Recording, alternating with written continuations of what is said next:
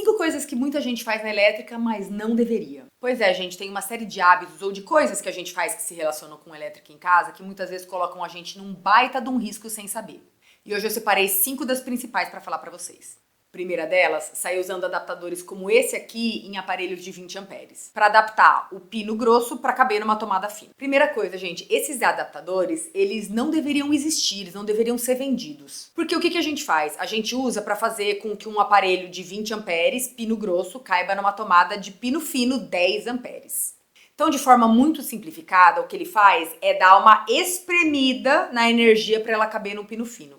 Porque toda vez que a gente espreme a energia, a gente pode sobrecarregar esse condutor e ter problemas graves, tipo sobrecarga, derretimento e muitas vezes danos até mais graves do que esses. Ou seja, a gente pode comprometer a tomada, o adaptador, o plug e uma coisa que às vezes a gente pensa pouco, que é a fiação. Uma prova de que esses adaptadores não deveriam ser vendidos é que a gente compra eles sem embalagem, sem marca, não tem selo do Inmetro, e a verdade é que a gente nem sabe quanta corrente elétrica esses adaptadores aguentam.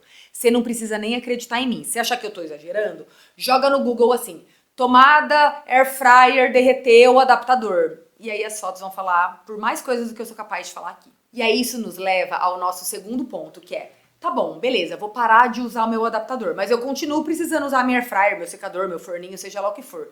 Então, eu vou trocar o módulo da tomada, de uma de 10 amperes pino fino por uma de 20 amperes pino grosso, porque aí eu paro de usar o adaptador e tô mais segura, certo? Não, gente. Isso porque os aparelhos de 20 amperes, o de pino grosso, são aparelhos que demandam muita energia.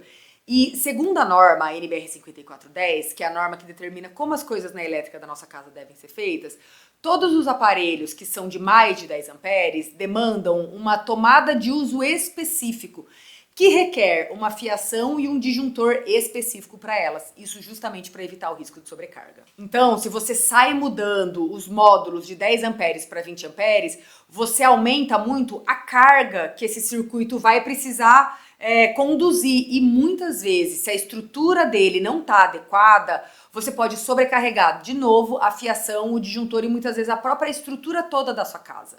Eu sei, gente, que hoje em dia muita coisa vem com pino grosso. Forninho, micro-ondas, aquecedor, secador, cafeteira. Mas se você tem muitos desses aparelhos e há muito tempo não faz uma revisão elétrica, recomendo mesmo que chame um eletricista para garantir que a fiação e o circuito dos quais você está usando esses aparelhos está compatível com o tanto de corrente elétrica que esses aparelhos demandam e que a estrutura da sua casa como um todo também está adequada, porque a gente nunca pode pensar na elétrica só numa tomada, só num fio, só num chuveiro. Eles funcionam num sistema e para isso a gente precisa de uma pessoa profissional para olhar todo o sistema e garantir que ele está aguentando toda essa carga que a gente está demandando dele. Terceira coisa que muita gente faz, cortar o pino do meio dos plugs dos aparelhos. O que esse pino do meio faz? Ele conecta o aparelho ao sistema de aterramento de um imóvel. Aí você fala assim, ai Mari, mas minha casa nem tem aterramento, então não adianta nada, posso cortar. Já vou falar sobre o fato da sua casa não ter aterramento, tá? Mas vamos primeiro olhar para a questão do plug. Primeiro, se você fizer isso num aparelho novo, você perde a garantia. Segundo, quando você corta ou você quebra, pior ainda, o pino do meio, dependendo de como você quebra, você corre o risco de causar um dano interno nesse plug e muitas vezes aumentar o risco, por exemplo, dele dar um curto-circuito. E terceiro, é que tirando o pino do meio, você permanentemente elimina a capacidade desse aparelho de se conectar a um sistema de aterramento. Então, por exemplo, você tira o pino do meio do seu computador. Aí você fala assim, ah, mas a minha casa não tem aterramento mesmo, não tem problema.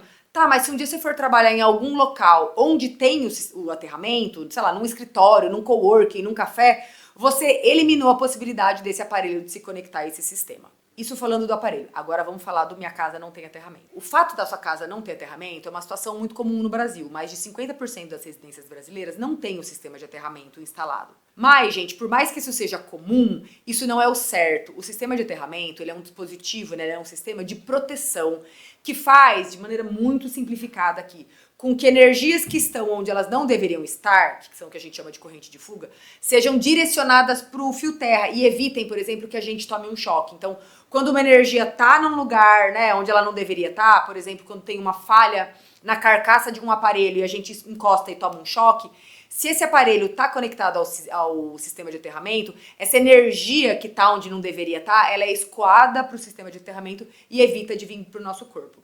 Tem outros dispositivos de segurança também, tá, gente? IDR e outras coisas, mas vamos se manter só nesse aqui para ficar mais fácil da gente entender. Então é verdade que se a sua casa não tem aterramento, o seu aparelho ele não vai se conectar a lugar nenhum. Mas ainda assim, melhor do que quebrar o pino do meio ou ficar usando adaptadores, é trocar as tomadas de padrão antigo para as de padrão novo. Ah, mas aí o pino do meio não vai ficar vazio? Vai, é verdade. Enquanto você não chama uma eletricista, e chame, gente, porque é uma coisa importante de se fazer, para fazer o sistema de aterramento do seu imóvel, você pelo menos evita ter que quebrar o pino do meio ou ficar usando adaptadores ou benjamins. Então, sim, você não está aterrando esse aparelho, é verdade, porque o seu imóvel ainda não tem aterramento, mas você está evitando esses outros potenciais problemas. Ah, e uma dúvida que todo mundo tem é, em muitos casos, depende de algumas questões técnicas específicas.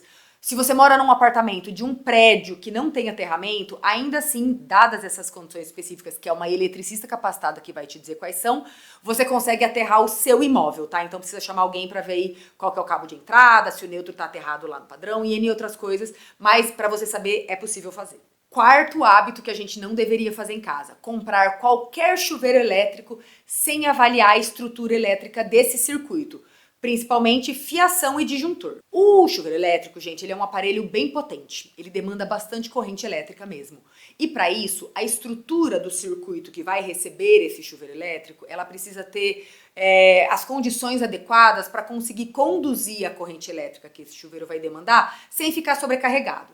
Tipo assim, o chuveiro elétrico vai pedir um tanto de energia. O fio e o disjuntor que vão levar essa energia para o chuveiro tem que aguentar esse tanto de energia que o chuveiro vai pedir. Como é que você descobre isso? Isso vem escrito na embalagem, né, no manual do chuveiro quando você compra. Vixe, Mari, mas já joguei o meu. Onde que pode estar escrito? Numa etiqueta no chuveiro ou muitas vezes até na cara do próprio chuveiro. Então aqui, ó, esse número em milímetros quadrados é a grossura ou a seção da sua fiação que esse chuveiro exige. E o A, quer dizer amperes, é o disjuntor que ele precisa, que é também a corrente elétrica máxima que ele vai demandar. Então, quando você for comprar um chuveiro elétrico, você tem que saber qual que é o disjuntor e a fiação que você tem aí e comprar um que seja compatível. Mas aí você fala, ah não, Mari, mas o meu chuveiro aqui é muito fraquinho e eu sei que a fiação não aguenta, eu não posso mesmo colocar um mais forte? Pode, mas aí você tem que chamar uma eletricista para trocar a fiação e o disjuntor desse circuito, avaliando se toda a estrutura elétrica do seu imóvel aguenta. Isso porque, gente, elétrica é sistema. A gente nunca vai olhar só para a tomada, só para o chuveiro, só para esse dispositivo.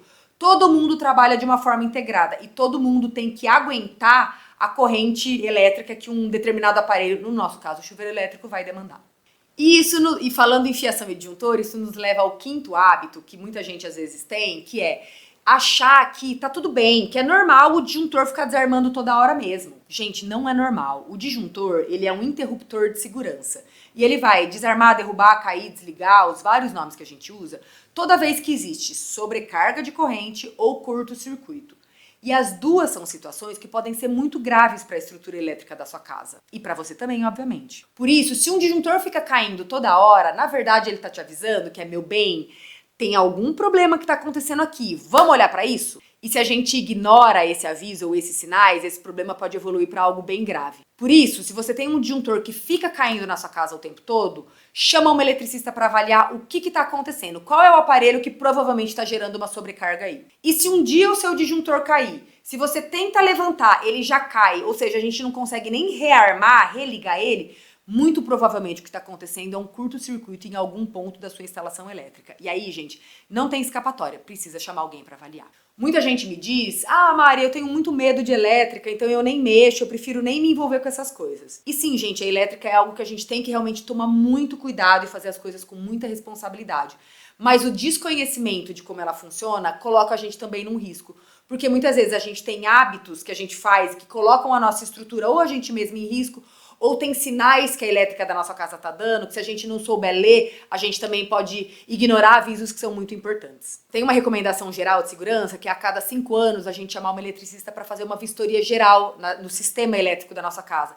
Então, se a sua elétrica já está aí meio cansada, se faz tempo que você não chama alguém para avaliar, recomendo que o faça. Porque essa vistoria pode te apontar pontos críticos e necessidades mais urgentes de consertos mesmo, de de substituições, enfim, de fiação, de ajuste da elétrica da sua casa para ela ficar mais segura. E também, gente, se informar sobre elétrica, seja aqui no canal da Agiliza Lab, seja em outros canais, porque a gente saber, entender como as coisas funcionam é o primeiro passo pra gente ter uma casa mais segura. Então, se você já tinha algum desses hábitos, me conta aqui nos comentários e se inscreve aqui no canal, que tem sempre dicas e conhecimentos para te ajudar a fazer uma instalação ou conserto ou compreender como a sua casa, né, as instalações da sua casa funciona e deixar ela muito mais segura. Lembrando que eu sou a Mari Pavan, sou fundadora da Agiliza Lab e que ferramenta é sim coisa de mulher.